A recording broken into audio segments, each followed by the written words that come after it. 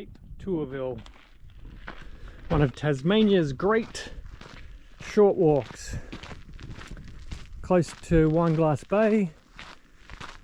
See if we can see some whales. Vistas facing south to Wineglass Bay in there, Mount Graham and Mount Freycinet. It's a pretty spectacular coastline.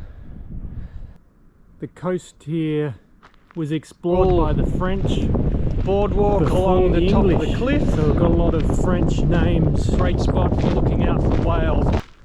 And this was named after some French admiral. The seal colonies coming back. And then we're scanning, looking up the coast, up to friendly beaches.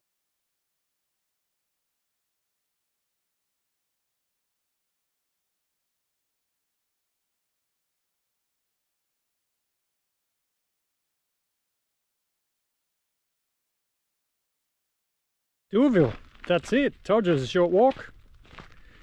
Thanks for watching.